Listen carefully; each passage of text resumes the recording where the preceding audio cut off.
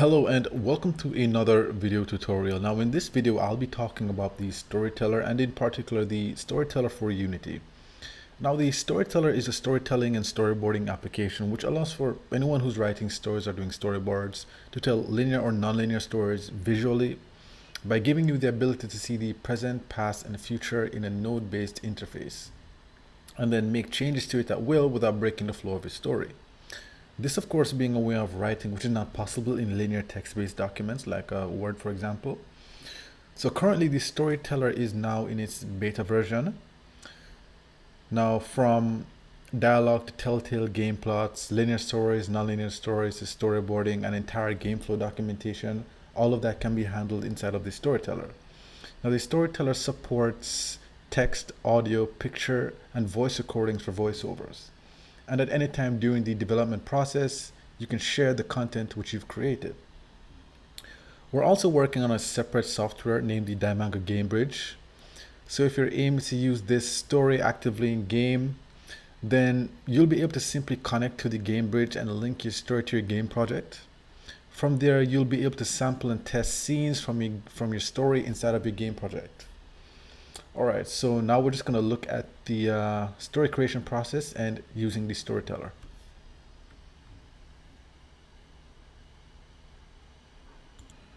Okay, so the first thing that we're going to want to do here is that we're going to want to create a new story project. Now we can do this by looking at this interface and we see that we have three buttons here. One for game projects, stories, or storyboard. We're going to select the game project here. Then we're going to rename this to game or demo game story, and we're going to select the folder and where we want this to be created and just click create. And then that's going to create a new asset folder for us, or story asset folder and asset, and it's going to throw us into the main scene. So this is a scene that it pre-created for us, and the scene currently has no name. So our project is called Demo Game Story and our scene is called No Name. Let's quickly change the name of the scene. So we want this to be our intro scene or intro cutscene for our game. So we're going to right click, go to scenes. This is our scene here that we're currently in. We're going to double click the name and we're going to call it intro. Now in our intro scene, we have, let's say we have two characters. So let's right click and let's go scroll down to make element. And then we have 7 different types of nodes which we can choose from to create. We have action, character, environment, event, link, media, and route. Now, action nodes outline actions that the characters can take. Event nodes outline events, things that the character says. Environment nodes outline environment. Link nodes are used to link multiple nodes together. Route nodes are used to create dynamic branches in story so you can have a story be as complex as you want it to be. And it's particularly good if you have a telltale story. Those route nodes are really useful for those. And media nodes are used to explore different character interactions. You can isolate characters and play through their entire set of events, or link two characters together using the media node and watch how they interact. Or we can just do that inside of the timeline, which I'll show you a little bit later on. So let's quickly just create two characters here for our intro cutscene. First, we're just going to create one character. Let's go ahead and turn off this grid since we don't need it. Let's right click, go to display, and then turn off the grid. Okay, now that we've created our character, what we're going to do now is just duplicate this character. So we're going to select the character and click Ctrl Shift D to create another character node wherever the mouse cursor is. So Ctrl Shift D. And now we're just going to rename this character by double clicking the name. And let's call this one Tom. And we're going to call the other character Pam. Let's double click again and rename it. Alright, so now what we're going to do is outline some dialogue and have these two characters interact in a very basic way using some of the nodes that we have. And later on I'm going to be showing you a more detailed interaction with fully timed dialogue and us being able to play through and sample character interactions using media nodes. Alright, now so currently this is in game mode, but it's not in text mode. So let's go into our settings here, story info and settings, And let's jump all the way down to settings and let's turn on text mode. Now, when this is in text mode, what this means is that when we create a node, for example, an action node, let's hit Ctrl-Shift-D, we get a text area. Now we can just open up the text area for this one by clicking the arrow here. We open up the text area. Now we're going to start off these character interactions with an action. So we're going to attach this character to this action node, Tom, to this action node. So Tom carries out an action. Let's probably have this character have a response to this action. All right, so I'm just going to go ahead and make an element here.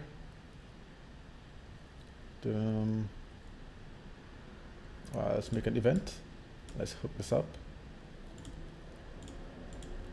All right, now we can easily duplicate anything that we've created and create a chain of events, simply by hitting the Control and the forward arrow key. So let's hit Control forward. So we extended the chain of events, and let's quickly just change the chaining color. Now what this means is that we give our characters a color ID, so we can easily follow along through the story which character is doing what. Especially when you're starting to branch from the story. So this is a very simple chain of events that we're doing here. Very basic interaction.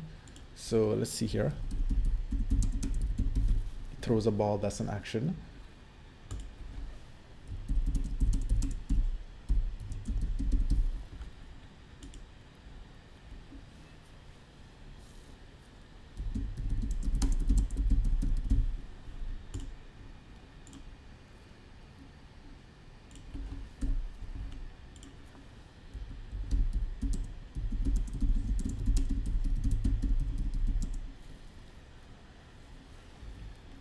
Alright, so there we have the basic interaction. So you can kind of tell what's going on here. He threw a ball, it hit her in the head, she falls and starts rolling around, and he says, "Oh no, I'm sorry."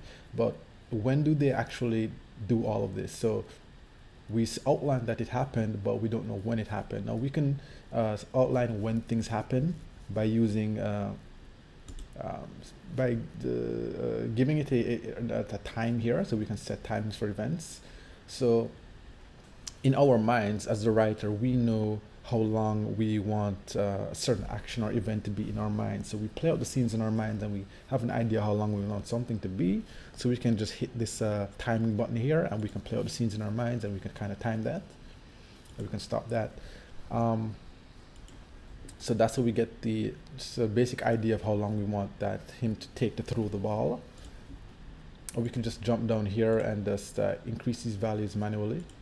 To say, let's say he threw it, it took 5 seconds to throw it, and then there's a delay from when he started, delay time 5 seconds before he started throwing it, and the throw lasted 3 seconds. All right, so throw this down back to put this back to 1. All right, so we could do this a different way. So by default, all of these should have a 1 second time on them, and the reason why we're going to give all of these a 1 second time is because here, when we open up the timeline, let's put the timeline here. This is where we actually set interactions. So if once everything has a 1 second interaction, 1 second time on it, then we'll more easily be able to manage interaction. So let's extend these, and let's say, okay, you threw the ball, and then right after she fell to the ground, and then let's say she grabs her head. So we know this is 1 second, so this is like 0.5 seconds. We're gonna have timing in there, so 0.5 seconds, and then he says pretty quickly, "Oh no, I'm sorry," and then we extend events after again. So just like that, we just changed and set up all the interactions just like that. And now the timings all reflect the interactions. And this is a very basic setup. So we can also isolate and watch how both characters interact in the scene. So let's just grab and delete these nodes here. So I'm going to go into my menu, grab select. I'm going to select these. I'm just going to hit Control and delete. So I've deleted those nodes, so we don't need those anymore. So I'm just going to work with these two.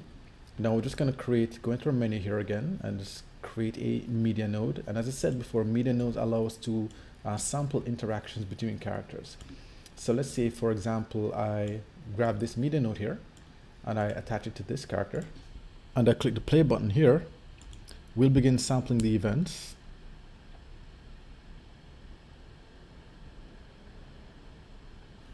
And then the event is ended. Now we can sample both events simultaneously to see how both characters interact without actually watching the interaction in the timeline. Or we can do this by attaching both together. And we proceed to click the play button. What you'll see happening is that a kind of bit of a tug of war happening between both. So you wouldn't necessarily want to use this method for sampling the interactions, but you can. So it's going to be like this. So you can see that kind of movement happening.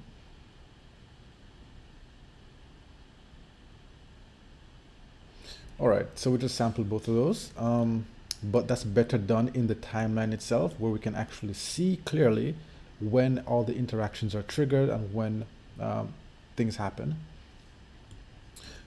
All right, so now let's go ahead and remove this media node from here. Just Control delete that. And let's make this a little bit more dynamic.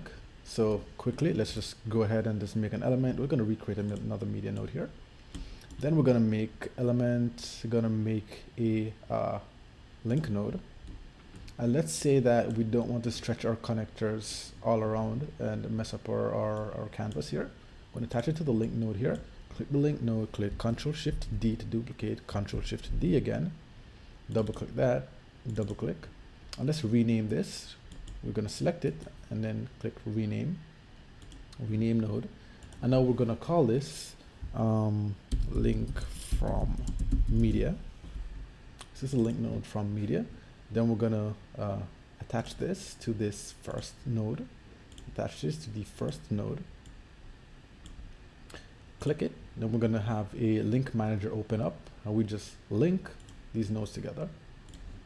So now if we click the play button again, we begin playing through, just as we did before.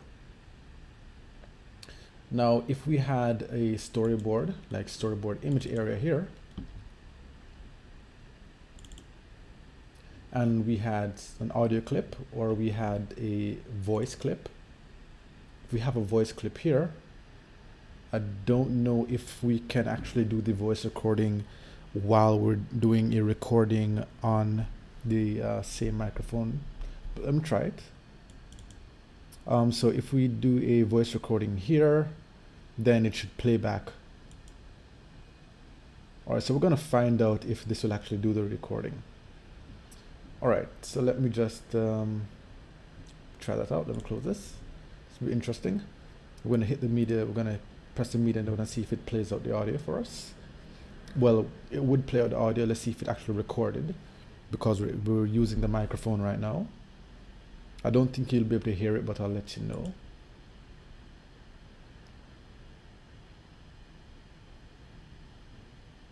Oh, wait.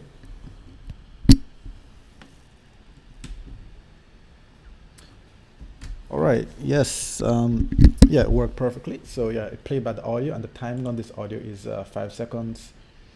So let's see, this is for event, so let's check here. All right, cool. This is the for event, 4 seconds long, but it still retains the text that's inside of it. So the text inside is, oh no, I'm sorry, it still retained the text. So we could just go ahead and remove that. So it would be an audio clip instead, but we're not going to use the audio. Just going to use the text. All right, now what I'm going to do here is that I'm just going to make this a little bit more dynamic. So we're going to change up the story a little bit. So I'm just going to right click on this. And then I'm just going to break the connection.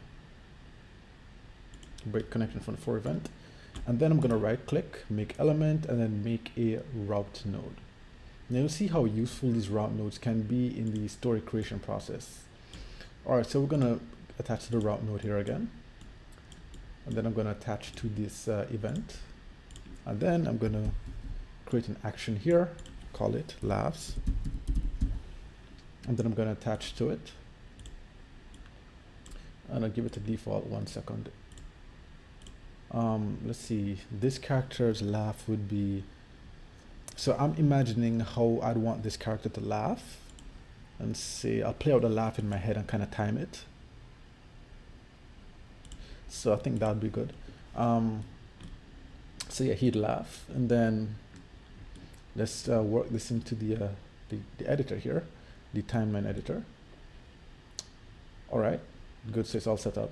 Let's jump between this to see if scrub this. All right, good.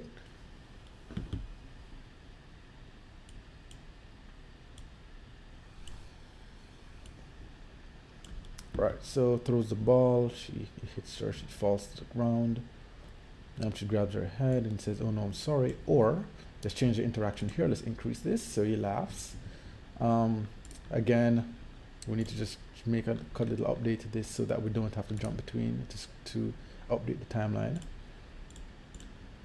So just updated the timeline here. So instead of saying "I'm sorry," he laughs. So right after she falls to the ground and before she grabs her head, he starts laughing. Oh yeah, we already timed how long we wanted him to laugh. So he's laughing for about, that's how long is that? 3 seconds. 3 seconds. All right, and the entire thing lasts 7 seconds. So now we have a 7-second interaction between these two characters. So we're able to get all of that done pretty easily and change the interactions in the timeline, or change how long we want this character to laugh, how long we want this character to start to roll around on the floor, when we want it to happen, right after, or kind of delay it, or have him laugh right after it hits her. All right, now we're going to jump to a different project here. So this is a very basic outline of what the project, how you can set up a project. So I'm going to jump to a full project now. So I'm going to go to my projects. I'm going to open up the Misadventures of Pan project. I'm going to look at 2 scenes, and then we're going to look at a scene that's neither a story nor is it a cutscene. It's a full gameplay scenario, and we're going to take a look at that. So this is one of our scenes that we have, and we're using an environment node to outline that all these events and actions take place in this particular environment within this scene. And these are 2 characters, and see, we've linked them up to a media node. So we're sampling the interactions while writing out the scenes to find out whether or not we liked how things flowed. All right, and then after we've written them out, or we could use while writing it out, we change the interactions in the story by moving the parts around. So this simple action of moving this part like this changes the entire interaction of the story. We're going to reset that since we don't want to change that. All right, and then let's jump into a second scene here. So you can see we have a character here called Pan. He has a yellow chaining color, ID. Going to scenes, let's go into the second scene here called the scientist. So Pan exists in this scene also, and we want to have all of our characters be shared throughout the project, in whichever scenes they exist in. So for our character here, Pan, if we go into our story info and settings menu here, and we can select our character from here, or we can jump into our characters area. And a quick little overview of this, we have the complete duration of our story auto-calculated by the storyteller, and duration of gameplay, which would be over 5 hours, and the amount of scenes that we have in the story, and a summary of the story. Or you could write out the full story here, then extrapolate from that, or you just write out the full story here and then leave that area blank. Now for our characters area, we can give our characters names, age, whether it's male, female, neither or unknown, whether it's a supporting character or background character, backstory, motivation, physical appearance, or voice sample, or an audio clip to represent what a character would sound like. And then we have access to all of our characters here. So there's at no point will you have a character, will you write about a character and then I totally forget that you have this character, because the instant you enter the characters area, you'll see all of the characters right in front of you here. All right, and in the scenes area, we have an overview of the particular scene that we're working in. So let's jump to the scientist scene here. We have an overview of what's happening in the scene. So we can first write the overview of what we want to happen in the scene, and then begin writing the scene to like kind of extrapolate from the idea. All right. Now, as I said, for our characters, each character is linked together. So the character that was in the intro scene is now linked to this character using the another separate link manager. So these are all of our characters, and they're all linked to each other. Well, all the same characters are linked to each other. So there's no discrepancies in characters. So if we were to create a separate character like this, and then call this character Pan, then what this would mean is that we would have two different characters called Pan in the story, and we'd have to add information all over again. But because we're linking them together, we only have one instance, and we can share the character throughout the project, so there's no discrepancies. All right, now let's take a look at one final scene, which is our entire game story flow. And then we're going to look at exporting the projects so you can share them. All right, let's go to the scenes, and let's go to MOP, full story game flow. Let's see, full story flow. Here we go. All right, now in this particular scene, what we're doing is that we have, let's go ahead and reset the pan here. So we have our intro scene here. So we outline the intro scene, and there's a tutorial gameplay, and then we outline more gameplay, then more cutscenes, and we kind of plot the flow of the entire story that way. And then at certain points, we start using our route nodes to create branches in the story and make the story a bit more dynamic. So depending on what the player does in the story, so you can think of it like a telltale game. However, the difference is that the outcome of the game will always be the same for this particular game, but the things that you do in the game changes the flow of the story while you play. So different people playing the game will have different experiences and see different cutscenes. So depending on what the character does here, all of these events can be executed in game, or we will skip all of these and jump straight into this jump straight to these interactions here. So you can see here how dynamic we can actually make our story just by using link nodes and route nodes. Now, just by changing these values here, we can change the interactions. So this would be a default interaction. Now, by increasing this value, we actually change the route, and now all these events will be executed. And now, depending on what the player does at this point, the events can change again. So you can either do these, or you can do these here. So simply by changing the simple events value here for in the route nodes, we change the entire gameplay scenario. And then what we can do, we can export each individual gameplay scenario. So what you see outlined here in the timeline is a single gameplay scenario. The moment we change the value here, let's go ahead and just do that switch thing again. Let's do that switch again. So the moment we change the value and switch, we can see that the entire game flow has changed again. And then you can export all of these individually. All right, now let's look at exports. So if we wanted to export this, what we'd do is that we'd go into our story info and settings here, and then we'd go to the share settings, and then we could go ahead and just select the full story flow here, and then we just click HTML button here to export it as an HTML. Or we can just go ahead and select all of these scenes. So we can select all of our characters. We can export overviews for the story project, export all the timings. So you'd have the timings next to the dialogue. Export the type of node, so it would either say event or action next to the dialogue. So you clearly know whether or not it's an action that the character is taking or something the character is saying. You'd have a character's picture next to the dialogue. And if you have voiceover or sound effects, then those are exported, and then those would play back to you. So instead of sitting down and having to read your story, you could have your story be told back to you. All right, so I've already done export, so I'm not gonna click export again. So what I'm gonna do here is that I'm just gonna close this, and I'm gonna jump to the projects here, and I'm gonna select the Misadventures Japan project data folder that was automatically created when you created the project. And in here we can find all of our exported files.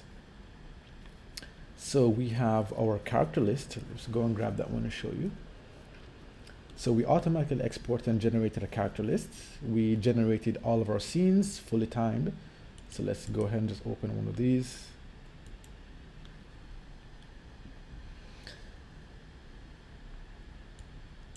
All right, let's open up our intro scene. And then we're gonna open up, let's go ahead and find another interesting one here.